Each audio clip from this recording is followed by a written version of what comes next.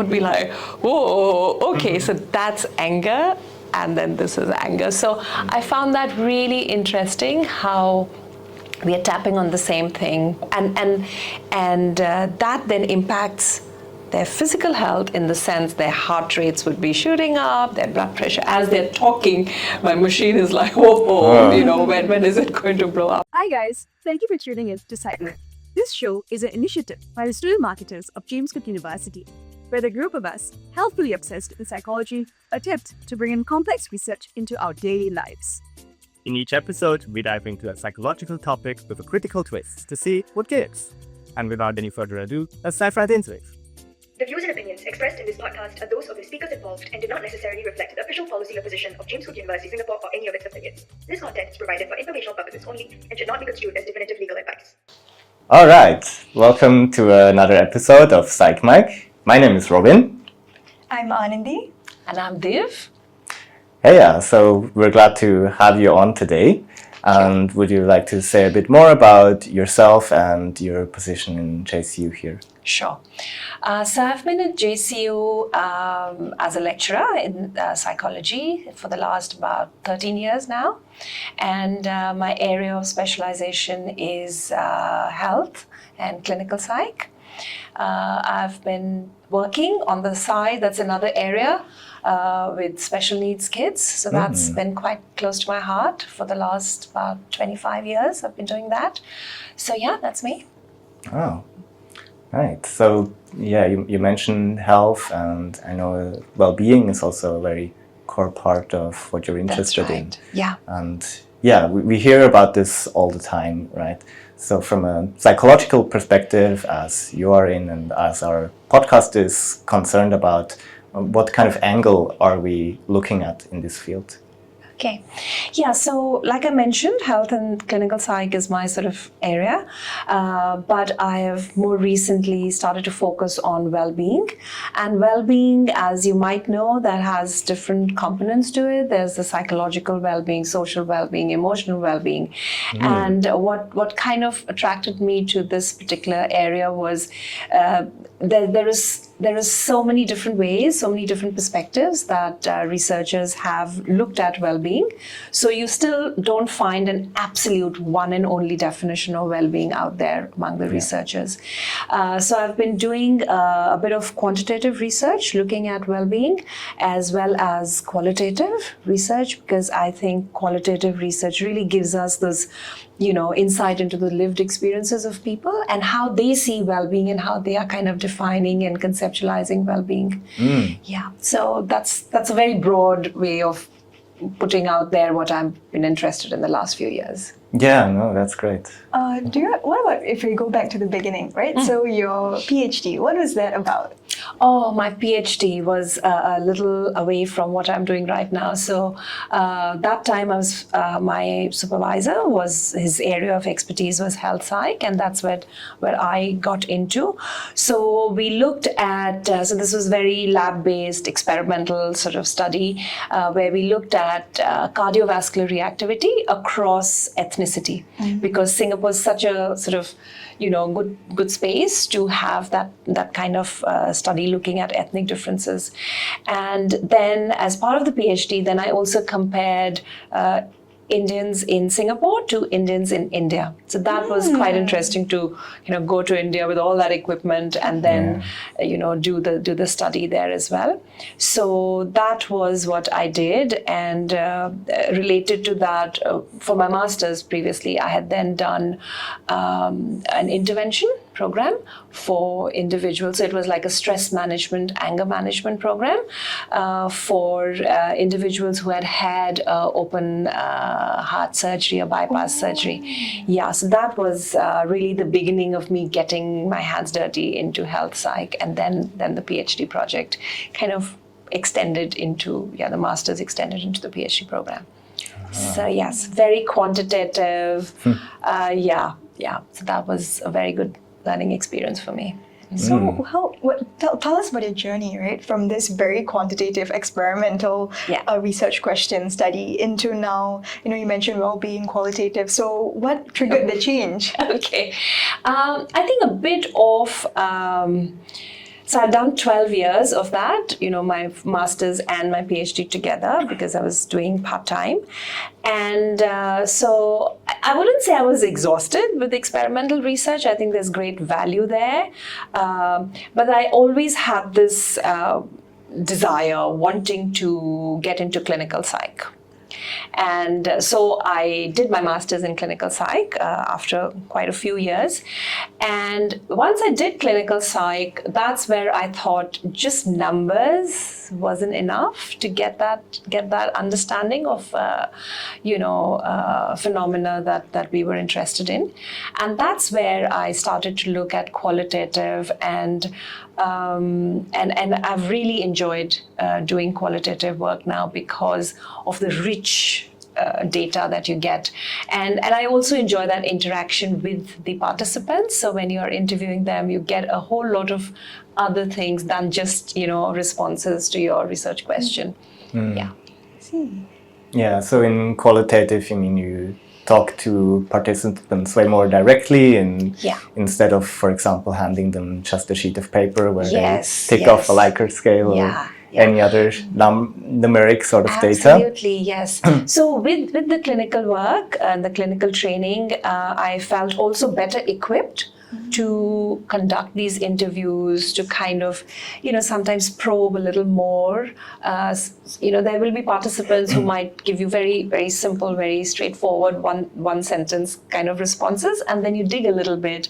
So you get that sort of experience with clinical work to do those kind of more, in-depth interviews. Yeah. When we look at kind of course, on one side, the results part, right, gets very different stuff out from words to numbers, but also on the background of you, it almost sounds like it takes very different sort of skills that you need to acquire. Absolutely, yes. So, like you said, the skill set is very different, and what you get out of the whole research process is also very different, very distinctly different. And I think it's not an either or.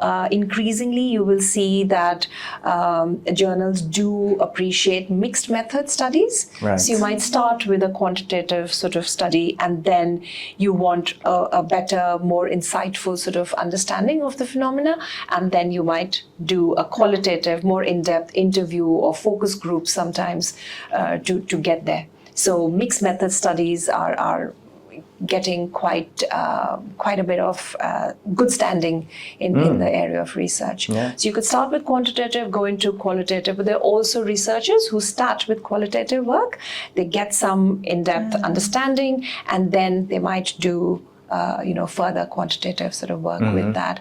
Or a good example would be you do qualitative work, and then you might, based on the responses and the insights that you get from the qualitative data, you might be developing a scale for a certain construct. Oh, yeah. So then that becomes the quantitative parts. It's different permutations that you can actually go into. So that's like kind of ways in which they can complement each other, or how would you say they together like give out, like produce more than they could on so themselves? You could go down two parts. So there is explanatory kind of research and exploratory research in mixed approaches. Yeah. So they kind of inform each other. The information you get from quantitative could be used further and elaborated on in qualitative, or the other way around. And that I think is very exciting because you get a more comprehensive sort of understanding. Yeah. Would you say this is a trend then? I mean, that now you mentioned that they are kind of more accepting of mixed methods. Would you say they prefer mixed method studies more or publish it more? So is that something that people or researchers now have to take into account? I think mixed method is, I wouldn't say trend, but I think it's the usefulness of this approach that people are seeing now. But it also depends on your project. Like for an honors project, for instance, I wouldn't harass a student to do a mixed method because it's just a lot of work and time might be required. But it would be a perfect approach to examine a particular phenomena, say for a PhD. Yes, that's actually the case for mine. There you go. Yeah. So that then really you can have study 1, study 2, put them together, and that can be a really beautiful research project. True. Yeah. And as you mentioned before, right, health having been this very kind of diverse field of research that also is quite developing still in terms of definitions and all. Can you give us an example of how that plays out in your own field? Within the well-being area, you mean? So we've been looking, well-being is something that we're all concerned with. And I think I personally really got interested in this whole area. As you teach, you come across students who are facing issues, who are struggling with, certain mental health conditions, or they're starting to kind of show symptoms, or you watch them in the classroom and you say, you have a little chat and you see that there might be some struggles there. So that's the mental health part, right? So there's physical health, which is what my kind of PhD whole program was on, and then there's mental health, right? And then there's well-being. Mental health and well-being, of course, are very closely related. Both physical health, mental health, and well-being, I would say they come together. So well-being would include both physical and mental health. Sure. So rather than only look at, and I think that's where what happened, at least with me, doing some clinical work, I felt that when you say mental health, immediately there is this stigma, there is this, there's something wrong with the person, it's very pathological, the whole area. Yeah. But there's the other end of it where we are starting to see that you might be struggling with some mental health issues, you might even have been diagnosed with it, but even with those issues, you can have a sense of well-being. Okay, I always give this example. So say if I'm asthmatic, that's not the only thing that I am, right? There are other aspects, there are social aspects, there are psychological aspects, there is family, there is friends, all of those other aspects that are related to me can give me a sense of well-being, even though I might be having some depressive symptoms, even though I might be having asthma, but I can still have a sense of well-being. So I think that's what kind of caught my attention. So how are people getting that sense of well-being, and where are they deriving that again sense of well-being for themselves? Yeah. I would say that's true, because a lot of us, we think, if we have some mental health symptoms, or if we do have a condition, they're suddenly not functional in a sense. Yes. When in reality, it's completely the opposite. When people with the most severe mental health conditions are the ones who are thriving, like in the most conventional ways of society, like having a job or going to school, etc. They're able to do everything, and those burdens, I feel like we would not be able to do it if we had those conditions. I think it's very interesting today because we have two people who have conducted research in different countries, right? Robin, you have done it throughout Europe, I believe. Actually in India as well. And you've also done it in India. So would you like to tell us more about these experiences, the varied experiences? What is the same and what is different? Oh, for me. Well, to be fair, I did an intercultural study in Switzerland and India together with an Indian researcher as well. And so we did mixed methods, so I combine everything we talked about so far. So which part of India, if I may ask? It was mainly south. Okay. So it was based in Bangalore. And we spent a good amount of time kind of figuring out how to make the two samples really comparable, which kind of questions to ask, how to conceptualize. Quite a few questionnaires just threw out because they wouldn't be applicable to one or the other sense. And that I remember was a big challenge for us. So somehow we did it. Yeah, and here you are. What's yours? Yeah, so for me, I think there were practical issues. You're taking this whole equipment, very expensive equipment, to India. So I had to get customs clearance, which was a big thing because I had like wires all over my, baggage. So that had to be organized, So that also was a very good learning experience of how you approach researchers in another country. How do you get permissions to do the research?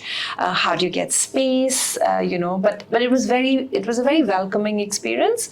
One, maybe because I am from India, so I had a little better understanding of how things work. So I was able to do that, and it was very interesting for me that comparison of Indians in Singapore and Indians in India was really interesting, and that actually I didn't mention earlier. The cultural aspects is another area that I really get excited about. And just to give an example, if time allows. So we were looking at anger expression, say. There is a task called anger recall task. So we ask an individual, so we put electrodes and everything, so the person is all wired up, and to the machine, which is called, which the technical term is impedance cardiography. That is what we did. And then we asked them to remember a particular incident that really made them angry, and even now when they're thinking about it, they're really upset about it.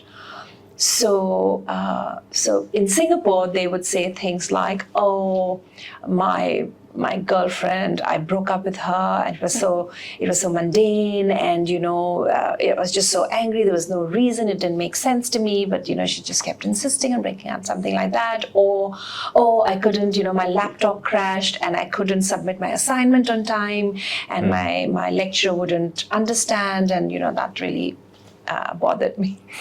And then in India, when we would ask the same question, they would say, "Yeah, we were in the hostel, and this boy said something to the other one. There was a fight that broke out, and then this guy came into my room, and I was so upset, and then they were just going crazy. I was trying to calm them down, and finally I lost it. And by the end of it, we had broken the bed, and this happened and that." And I would be like, "Oh, okay, so that's anger." And then this is anger. So I found that really interesting, how we are tapping on the same thing, but the expression of that and the way they were communicating that was just whoa. And that then impacts their physical health, in the sense their heart rates would be shooting up, their blood pressure. As they're talking, my machine is like, when is it going to blow up? So, those kind of things are really fun. And this happened like how many years ago, but they kind of stick with you because that itself was a learning experience. So doing research in another country is I think a huge learning opportunity. Yeah, even though I was going back to my own country, but I had not, experienced these kind of things myself. From different lens, kind of. Yeah. Totally. Yeah, which sure makes sense. And JCU have plenty of international students daring that. Yes. And I think we also have the opportunity to do research across Singapore and Australia, because we have sort of mother campus in Townsville, so there are opportunities for collaboration. There's so researchers over there might be interested in what's happening in Singapore and vice versa. So that really opens up, I think, a lot of opportunity for our students to do research. Yeah. If I remember correctly, some of the supervisors or the choice of supervisors we have, some of them are based in Australia, right? They can be, so that is a possibility, especially with HDRs or master's programs. I've personally not done that, but yes, for HDRs definitely. For masters, there is definitely an opportunity if you want to do some kind of cross-cultural research. So we can have a supervisor who's based in Singapore and a supervisor who's based in Australia, and so that can give you, yet another kind of perspective. Yeah. I'd like to shift the conversation a little bit on our part, since you're also very deeply involved with the students and advising them in when they first get to do their research. And one other area is the honor students, right? Yes. In which they have like a very long time period in undergraduate terms speaking, where they focus on one topic. And you've advised quite a few of Yes. them so far. Yes. How has that been for you? Okay, I think I'm not saying I don't enjoy supervising the HDRs, okay, so don't spread that word, but I think with the honor students, I really like working with them because this is their first piece of research. So that gives me the opportunity to make their learning really impactful. So they've done their SATs modules, they've done their literature reviews, and so everything so far has been piecemeal. And now with the thesis or the research project, everything comes together.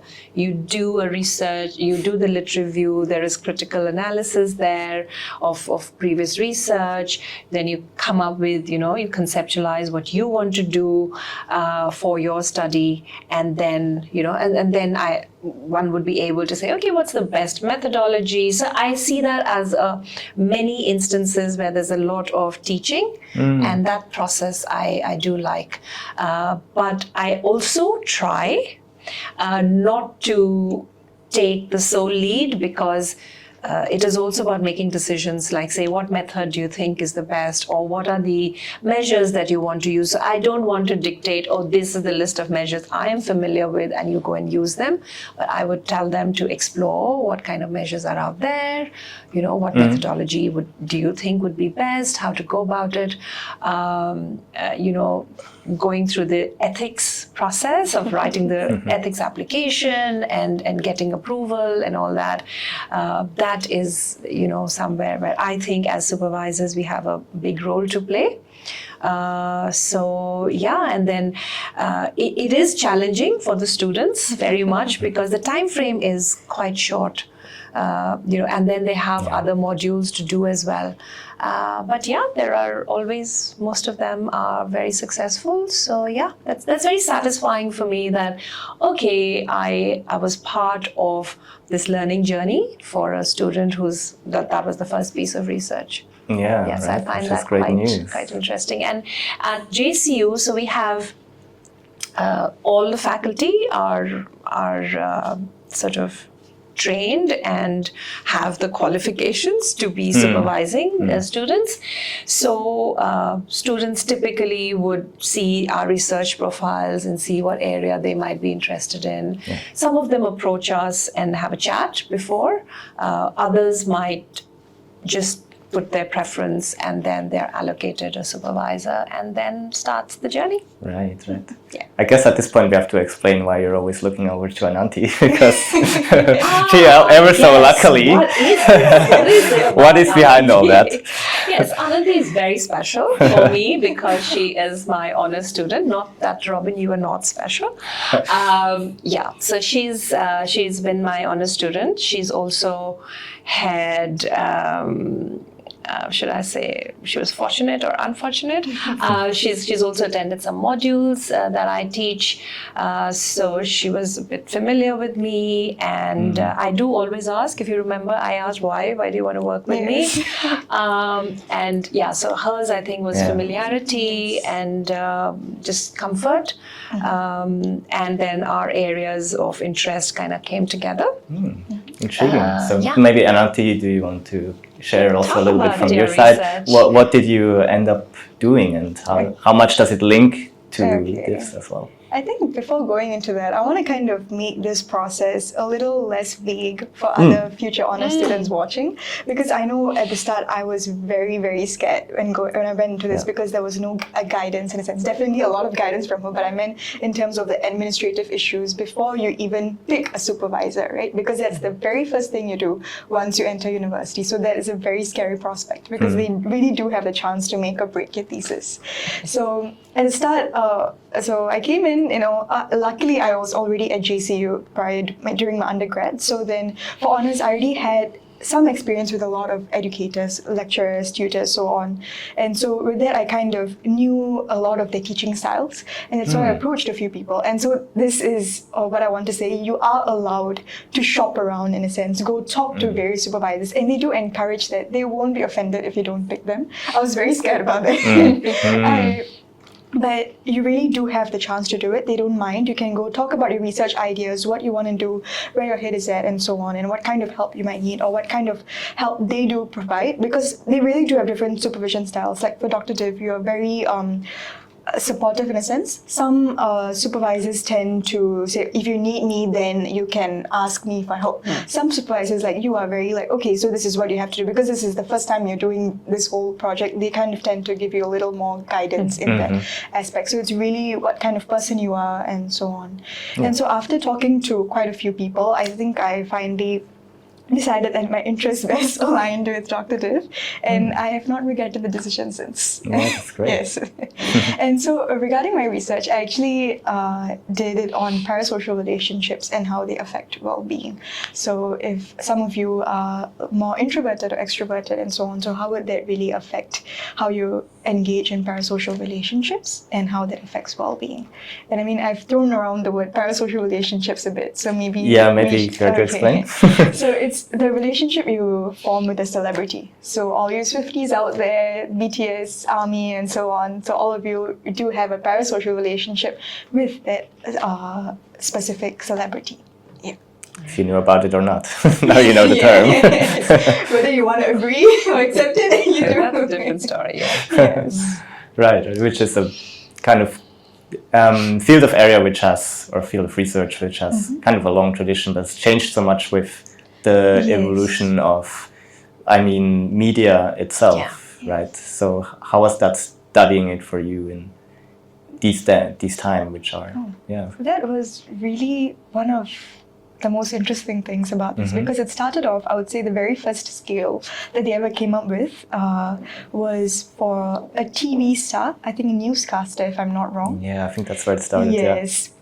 So, or in radio or something, it was, so how well do you like this person? And so it's crazy they started off with this host, TV host, and now it's going on to even now micro celebrities and so on. All these new terms, new concepts have come up that the research hasn't really caught up with it. So one thing I saw throughout some literature that I read was that they kind of didn't really differentiate between, TV, media, podcasts, movies, and also social media. Because with the development of social media, and also gamers, right? Like all this like live streaming and then Discord. So it has so many new platforms, but the research has not caught up with it yet. And so they just kind of use the same terminologies and everything. So yeah, I think that was interesting. Yeah.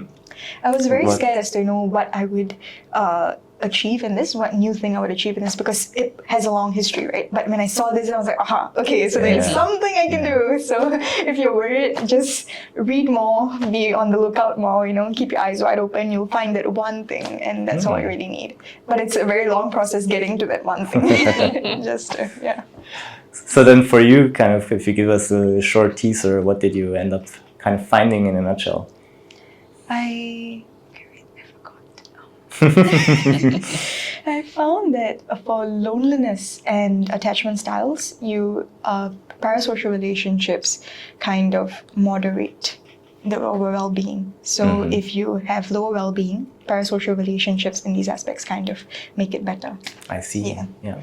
So like the wellness, well-being kind of part almost plays like an underlying kind of role in that, where how it kind of determines how these relationships then play out, how they affect you. Did I get that right? Yes, and that layer was totally brought by Dr. Div, because I didn't even consider that. I think that's why you really do need good supervisors, because as a student, your ideas are very limited to what you know, what you can think about, and with all like the variety of experiences that they have had, they know what works, they know what else this needs, what you can add on to it to make it better. Right. So And I think with the parasocial relationships, that was her idea.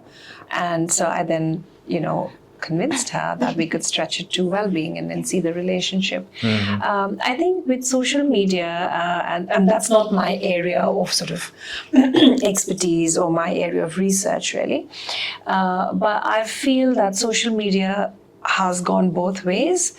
So there are people who benefit immensely from having these parasocial relationships, because that kind of provides them with some connection, fills that gap in loneliness or the need to belong and things like that, which are some of the constructs that she also looked at.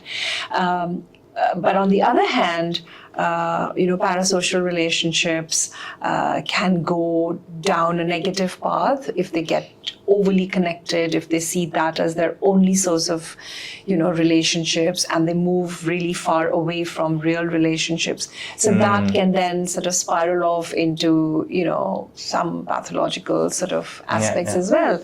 So that's where I got interested in, parasocial relationships can go both ways, and so we would want to see how it impacts well-being for an individual. So what you got out of it is that it almost kind of widens your scope of your own kind of topic a little bit, is it? Honestly, yes, exactly. So, I've been looking at well-being with different students, and you can relate well-being to so many different aspects,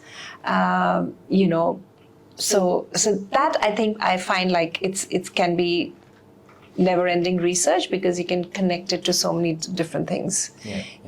And I think social media, I'm not a social media person personally, so that again is of interest. Like, why are people so engaged with social media, and doesn't that impact their well-being or their real lives? So that's what caught my attention when she mentioned parasocial relationships. It's cool. We kind of came full circle now again. Back with that. I think with that it's also time. All right. Thank you so much for being here. Thank you for having me. Thank you. This was fun. Yes. Yeah, we It haven't really talked was. about the research for a long time. Right. And thanks for everyone tuning in. That was it with PsychMic for today. And join back in the next time. See you around. Have fun. Bye.